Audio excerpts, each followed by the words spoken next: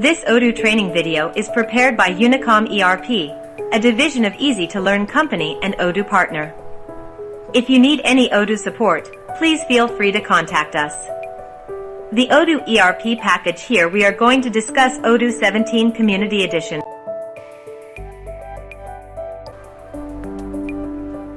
We are going to discuss the process of warehouse management in Odoo 17. In Odoo, a warehouse is the building or place where items related to the business are stored. These warehouses may be located within the same building as the business itself. Odoo provides users with a facility to set up multiple warehouses and manage movements between these warehouses. We can access the warehouse menu from the Configuration tab. In the window we can view the warehouse already created in the system along with the details such as name of warehouse, location, and address. We can create new warehouses by clicking on the new option provided here.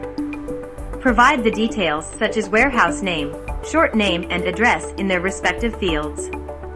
We can assign the details regarding resupply. This feature will help us to resupply items from one warehouse to another.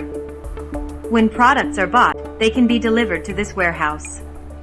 In the resupply from field, we can choose the warehouse from where the resupply should be received. Save the warehouse. Next, let's look the configuration of location. Our location is a specific space within the warehouse. It can be considered as a sublocation of warehouse. We can access the location menu from Configuration tab. There are three types of locations managed in Odoo, such as physical locations, partner locations, and virtual locations. The physical locations are internal locations of the business. The partner locations or spaces within a customer or vendor's warehouse. The virtual locations are places that do not exist, but in which products can be placed when they are not physically in an inventory yet. Here we can see the locations already created. Along with location type company, new locations can be added to the list by clicking on the new button. Provide location name and parent location. Select the location type from the drop-down list. Enable the scrap location and return location. If the location is to be used for damaged goods or returned goods, we can also provide the cycle inventory details such as inventory frequency. The last effective inventory expected in today's save the location created. Next, let's look into operation types in warehouse management. Odoo operation types means different operations carried out in your warehouse, so we can create specific operation types for each warehouse. We can go to operation types from Configuration tab. We can see already created operation types in the screen. To create a new one, click on the new button. Enter the name of the operation type and choose from the type of operation from received delivery internal transfer when we select each time. The configurations will change accordingly. We can set a short code in the code field. Select the warehouse in which we want this new operation type to be carried out. Enter the barcode and select the reservation method from the three options available, such as confirmation manually and before the scheduled date. Set the location for default source location and default destination location when we choose this operation and save it. The operation type created will be shown in the inventory dashboard. We can see the details of each operation and enter the configuration of each operation from here. Click on the configuration button with each operation for this. Next is Putaways rules. We can access Putaways rules from Configuration tab and create new. Putaways rules is the safety procedure for a fishing warehouse management in which the products will be taken from the receiving shipment and allocate them to the proper locations. Put away rules from here in order to automatically dispatch products to their respective location when they are received. Here we can provide location where the product is arrived. Select the product, select the location to store the product in company.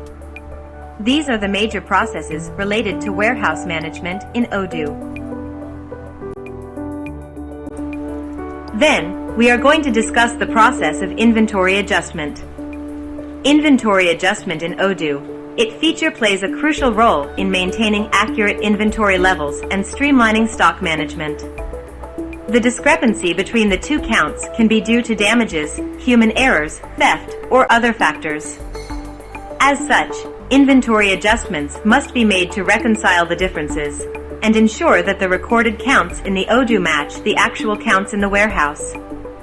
To view the Inventory Adjustments page, navigate to Operations-Inventory Adjustments-Physical Inventory. On the Inventory Adjustments page, all products that are currently in stock are listed. We can see the list. Here the location, product, on-hand quantity, the quantity of the product currently recorded in the Odoo, counted quantity, the real quantity counted during an inventory count. This field is left blank by default, but can be changed, depending on if it matches the on-hand quantity or not. Difference: the difference between the on-hand quantity and counted quantity, once an inventory adjustment is made. The difference is automatically calculated after every inventory adjustment, etc. Check the warehouse and product, enter the correct counted quantity. Then click Apply button. Then if we want to add new product into the location, click on the New button.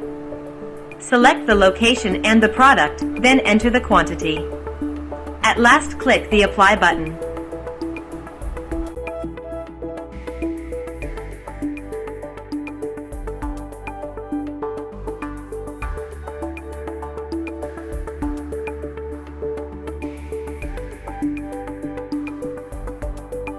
We are going to discuss the process of scrap inventory. In some cases, a product in inventory may be damaged or found to be defective. If it is not possible to repair or return the product, Odoo Inventory allows users to scrap it, ensuring that usable inventory counts remain accurate. To scrap a product located in inventory, begin by navigating to Operations Scrap. On the Scrap Orders page, click Create to configure a new scrap order. On the scrap order, select the product being scrapped from the Product drop-down menu, then enter the quantity in the Quantity field. The source location defaults to the location where the product is stored, and the scrap location defaults to virtual location/scrap, but either of these can be changed by selecting a different location from their respective drop-down menus. Finally, click Validate to scrap the product. The on-hand inventory count for the scrapped product updates to subtract the scrapped quantity.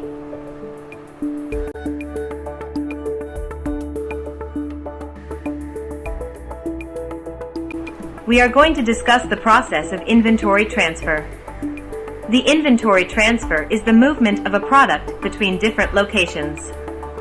The companies operating in different locations and dealing with variety of products transfer their products from one location to other. The Operations tab, select the internal option. We can see the list of already created transfers there. The details of each transfer, such as reference number from location to location, contact, schedule date, etc. We have the option to filter the transfers created based on certain features. Also, the transfers can be grouped by according to the available options from the drop-down box here. Now to create a new transfer, click on the New button. In the left corner, we can see fields such as contact operation, type source location, destination, location, etc. The fields here will change according to the operation type we select. For internal transfer, there is no need to provide a delivery address here. Instead, we have to set both source location and destination location for delivery order. Select the operation type, provide the source location. Give date and source document details, if any, now under the Operations tab. We have to add the products that need to be transferred. Change: the quantity need to be transferred. Under Additional Information tab, we can provide details, such as shipping policy, person responsible, and company. Click Mark as to do button. Now the transfer is marked as waiting status. Now we can see the transfer in Transfers window. We can see the demanded quantity. Now add the quantity, then click the Check Availability button. If it available, click the Validate button. Now the transfer is completed. If we want to return the quantity, by click the Return button, enter the quantity and select the warehouse, then complete the order. For transfer print, click the Print button.